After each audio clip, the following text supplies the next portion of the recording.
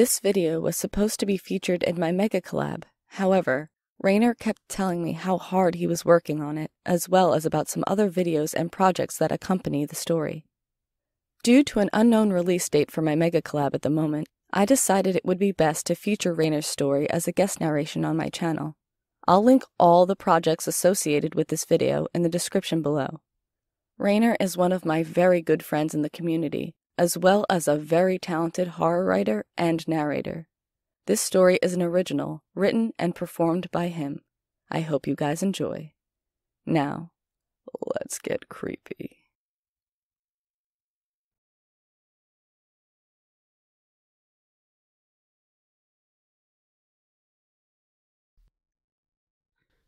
Born to die.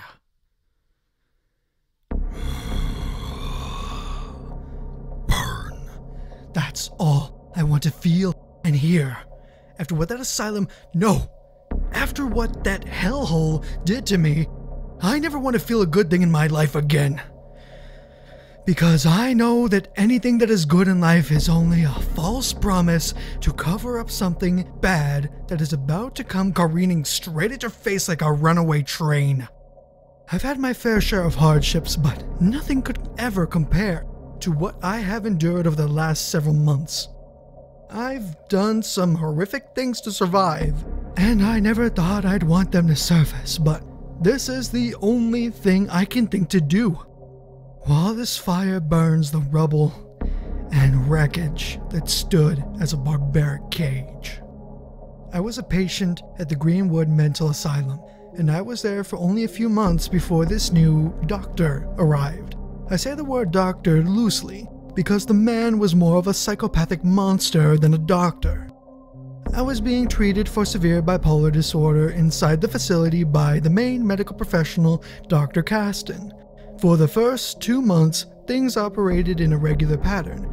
I would wake up to a schedule laid out by Dr. Caston and enforced by his nurses. It was a decent system and one that slowly helped me to recover. That was until the day that Dr. Murdoch arrived. I don't feel comfortable calling Dr. Murdoch a doctor, because the first thing you do to earn the title of a medical doctor is you take an oath to perform for the benefit of healing others.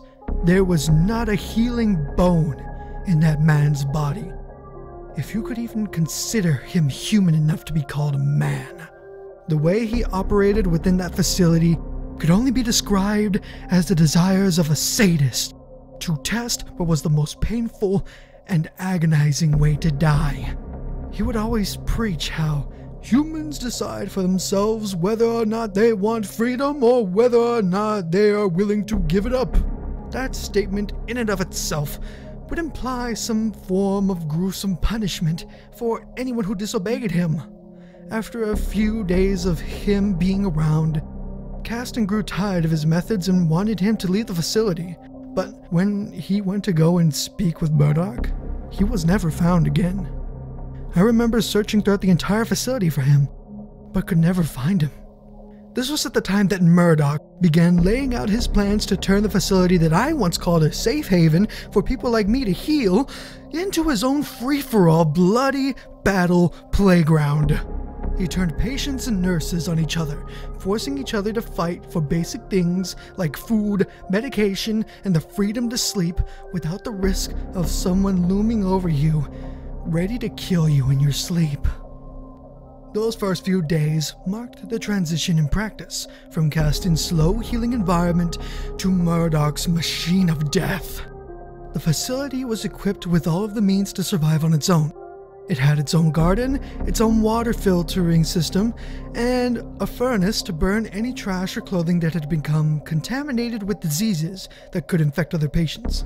Murdoch knew where everything was and took advantage of those resources. He restricted everyone's food supply and only fed those who took advantage of their free nature. Many patients died off within the first week. Their bodies could have been burned, but they weren't. Murdoch wasn't merciful enough to at least dispose of their desecrated and deceased bodies. No, he began ordering the patients to use the bodies as they saw fit.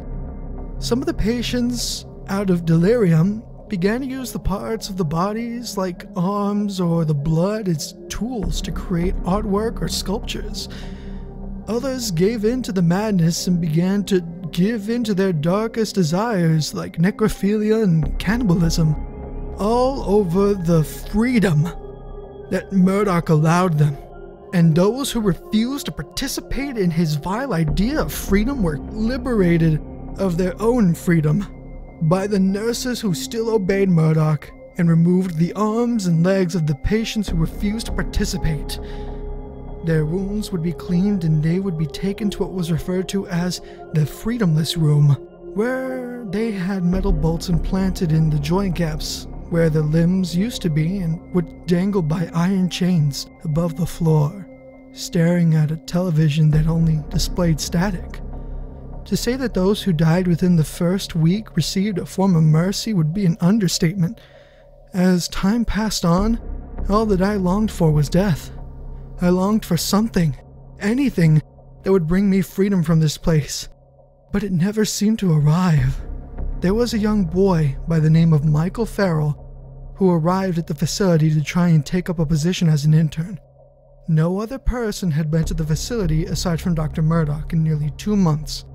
Meanwhile, everything had divulged into chaos. When I first saw Dr. Murdoch bring him into the asylum on what he referred to as a tour, I felt the first ounce of empathy I felt for a human being in months. An innocent young boy had been brought into this hellhole and would likely die if he didn't agree with Murdoch. I made sure to stay out of their way, but I never let them get out of my sight. I hated participating in the sculpture making that Murdoch offered, but it was better than being killed or losing all of my limbs and what was left of my sanity.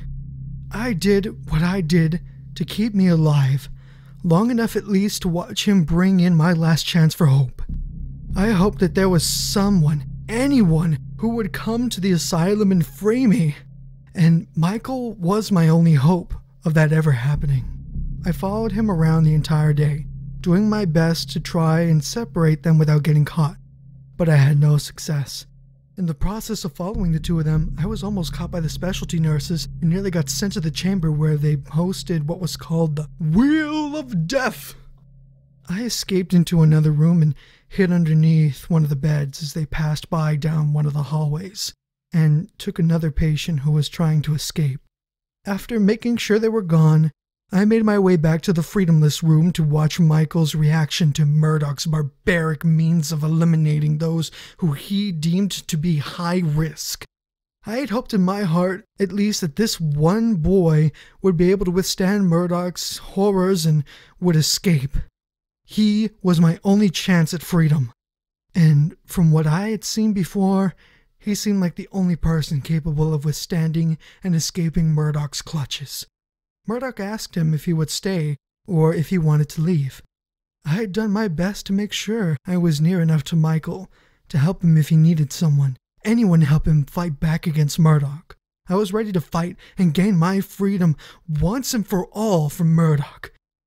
But something inside of Michael had changed.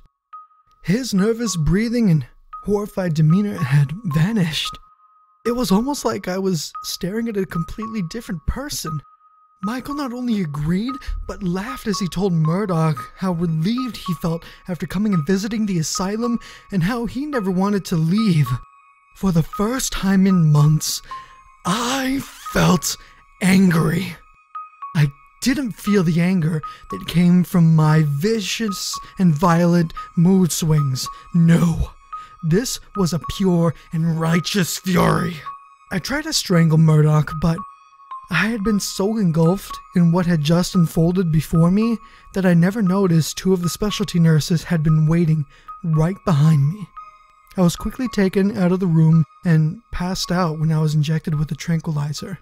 I awoke in a state of delirium and blurred senses. I had a light dangling over me in a large, empty room. From just beyond the light, I could see the shadow of a figure, just the shape of the shadows around this person. I knew exactly who it was. Dr. Murdoch. He had come by to gloat over my failed attempt to escape and planned on punishing me. He started the conversation off laughing at me and then slapped me across the face.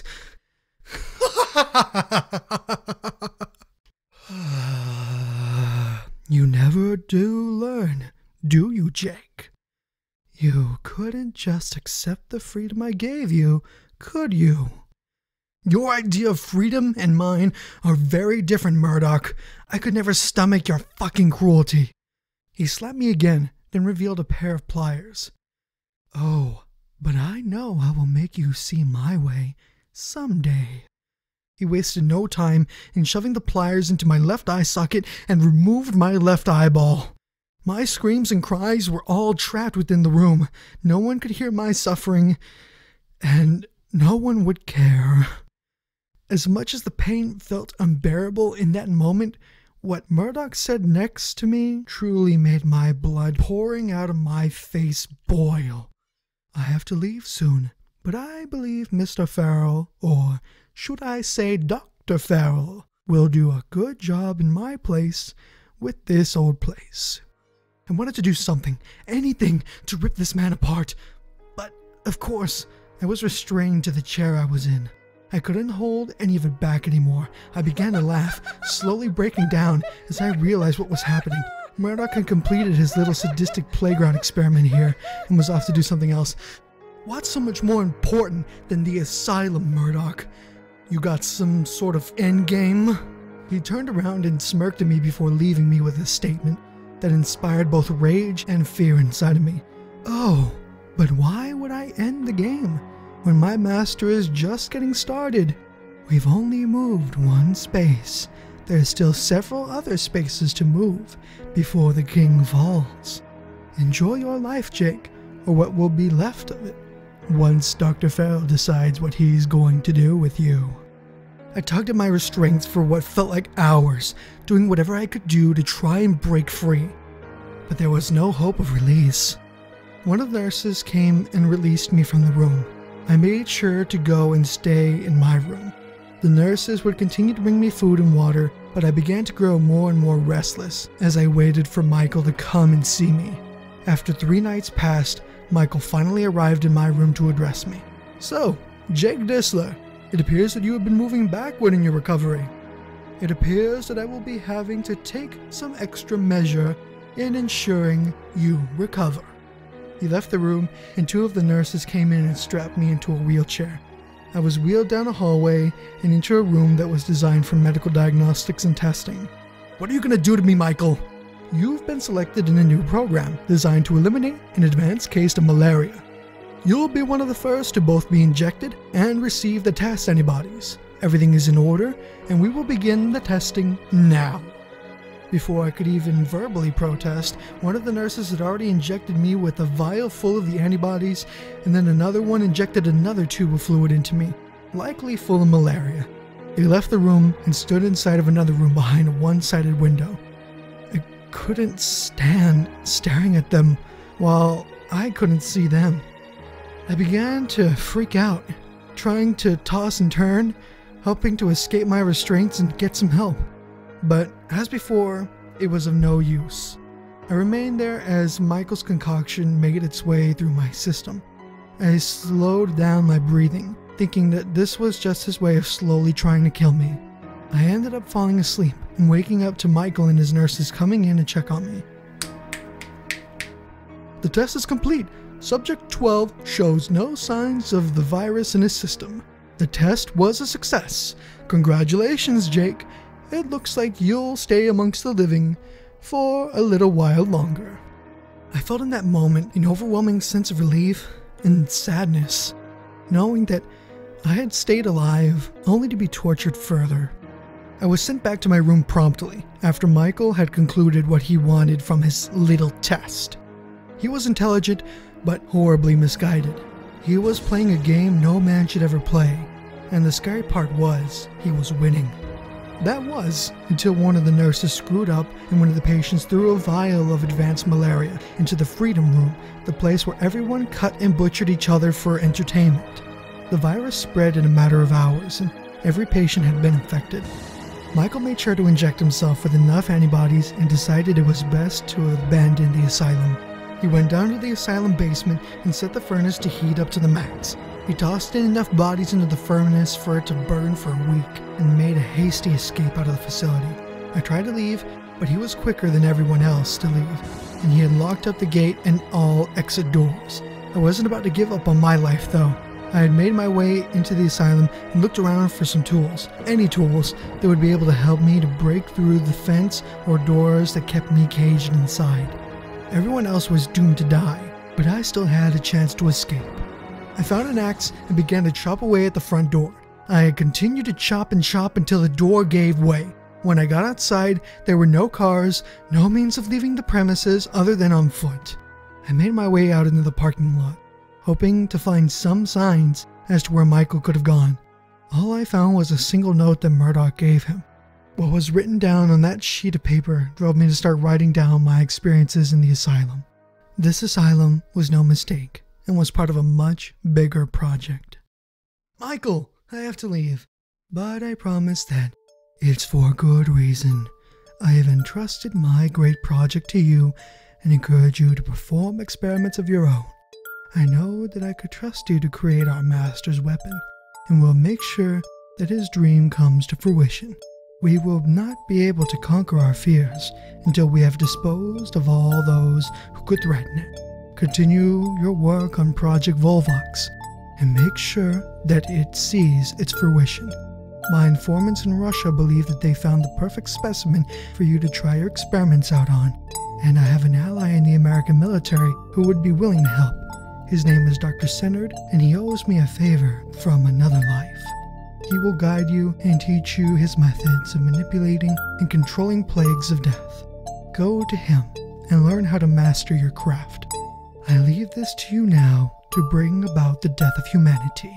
Once all opposition is gone, we will be able to be free of all worries and will be able to serve at the foot of our mighty Master Gidnash and the Almighty Creator. Once you have completed Phase 1, burn the facility to the ground and head to the location I have written on this note. We are counting on you to release Volvox. Too many have died and failed. Do not disappoint us. Murdoch.